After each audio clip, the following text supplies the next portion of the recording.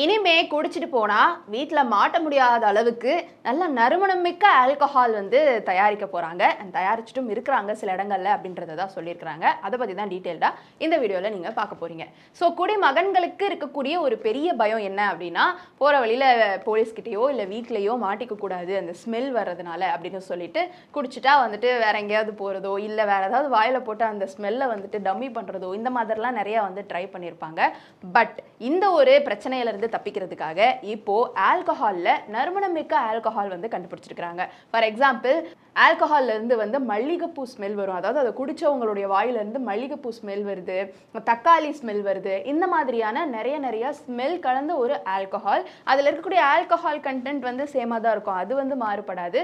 ஆனா வாயில இருந்து நம்ம ஊதும் பொழுது மட்டும் ஒரு தக்காளி ஸ்மெல்லோ ஒரு பைனாப்பிள் ஸ்மெல்லோ வாட்டர்மெலன் ஸ்மெல்லோ பூக்களுடைய ஸ்மெல்லோ இதெல்லாம் வரும் அப்படின்ற மாதிரி தான் இப்போ உருவாக்கிட்டு வந்துட்டு இருக்காங்க. பூக்கள்ல இருந்து ஜின்னும் பழங்கள்ல இருந்து மதுபானமும் தயாரிக்கிறதுக்காக தொழிற்சாலைகள் போடப்பட்டுட்டு வந்துட்டு இருக்கு.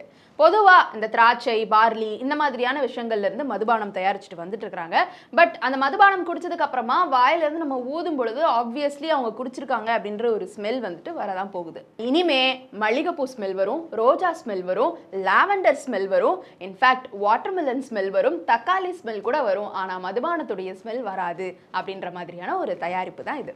பாருக்கு போறாங்க குடிமகன்கள், ஒரு பக்கம் மல்லிகைப்பூ ரோஜா பூ மாதிரியான ஸ்மெல் வரும், இந்த பக்கம் பார்த்தா அப்படியே ஃப்ரூட்ஸ் உடைய ஸ்மெல் வரும். இந்த மாதிரியான ஒரு புதிய புரட்சியை தான் இப்போ மதுபானம் ப்ரொடக்ஷன்ல வந்துட்டு ஸ்டார்ட் பண்ணிருக்காங்க. சோ கூடிய சீக்கிரம் தெலுங்கானால வர இருக்கிறதாகவும் அதற்கான ஒரு ஏற்பாடுகள் செய்யப்பட்டு இருக்கிறதாகவும் சொல்லப்படுது.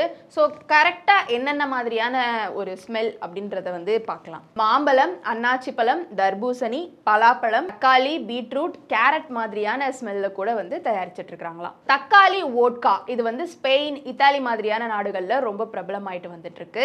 வோட்கா தான், ஆனா வாயில இருந்து நீங்க ஊதுனீங்கன்னா தக்காளி ஸ்மெல் வரும். அதனால அதனுடைய டேஸ்ட் எதுவும் பெருசா மாறுபடாது அப்படின்னு தான் சொல்றாங்க. ஸ்மெல் மட்டும் தான் வந்து தக்காளியோட ஸ்மெல் வந்து வரும். முக்கியமா மாம்பழத்துல தயாரிக்கக்கூடிய மதுபானம் இந்தியால கூட அவைலபிளா இருக்கு. பிலிப்பைன்ஸ் அண்ட் தாய்லாந்துலயும் விற்கப்பட்டுட்டு வந்துட்டு இருக்குதான். அன்னாச்சி பழ மதுபானம் பிரேசில், அன்னாச்சி பழ மதுபானம் பிரேசில், ஹவாயில வந்து விநியோகம் பண்ணிட்டு இருக்காங்களாம். பலாப்பழ மதுபானம் கேரளா மற்றும் இலங்கையிலிருந்து வெளிநாட்டுக்கு ஏற்றுமதி செய்யப்பட்டுட்டும் வந்துட்டு இருக்கு.